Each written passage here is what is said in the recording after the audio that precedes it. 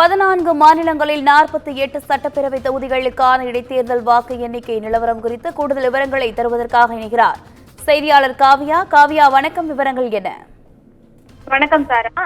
14 மாநிலங்களில் 48 சட்டப்பேரவை தொகுதிகளுக்கான இடைத்தேர்தல் என்பது இடைத்தேர்தலின் வாக்கு எண்ணும் பணி என்பது தற்போது நடைபெற்று வருகிறது. குறிப்பாக வயநாடு மற்றும் தொடர்ந்து உத்தரப்பிரதேசத்தின் ஒரு தொகுதியிலும் மக்களவை இடைத்தேர்தலுக்கான வாக்குப்பதிவு எண்ணப்பட்டு வருகிறது. இந்த பரபரப்புகளுக்கு மத்தியில் ஜார்க்கண்ட் மற்றும் மகாராஷ்டிரா மாநிலங்களின் சட்டப்பேரவை தேர்தல் வாக்கு எண்ணிக்கையுமானது தொடர்ந்து நாடு முழுவதும் கண்காணிக்கப்பட்டு வருகிறது. இந்த நிலையில்தான் 14 மாநில 48 சட்டப்பேரவை தொகுதிகளுக்கான இடைத்தேர்தல் முடிவுகளும் தற்போது கவனம் பெற்றிருக்கிறது.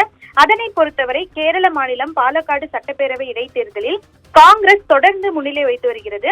குறிப்பாக அந்த தொகுதியின் காங்கிரஸ் வேட்பாளரான ராகுல் 15,000 வாக்குகள் வித்தியாசத்தில் அங்கு முன்னிலை வைத்து வருகிறார். தொடர்ந்து இதை அடுத்து அங்கு பாலக்காடு பகுதியில் காங்கிரஸ் தொண்டர்கள் பட்டாசு வெடித்தும் தொடர்ந்து இனிப்புகளை வழங்கியும் அங்கு உற்சாகமாக கொண்டாட்டத்தில் ஈடுபட்டு வருகின்றனர். இதையடுத்து உத்தரப்பிரதேச மாநிலத்தில் உள்ள 9 சட்டப்பேரவை தொகுதி இடைத்தேர்தலில் 6 தொகுதிகளில் பாஜகவானது முன்னிலை வைத்து வருகிறது. தொடர்ந்து அசாமை பொறுத்தவரை 5 தொகுதி இடைத்தேர்தலில் 3 தொகுதிகளில் பாஜகவானது முன்னிலை வைத்து வருகிறது. கர்நாடகாவின் 3 தொகுதிகளிலும் காங்கிரஸை தற்போது வெற்றி முகம் காட்டி வருகிறது.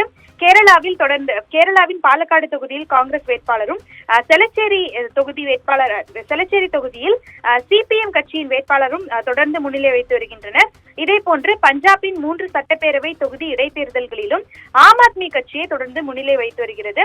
தொடர்ந்து இன்னும் சில மணி நேரங்களில் அனைத்து தொகுதிகளின், அதாவது 14 மாநிலங்களின் 48 சட்டப்பேரவை தொகுதிகளின் அனைத்து முடிவுகளும் விரைவில் வெளியாகும் என எதிர்பார்க்கப்படுகிறது.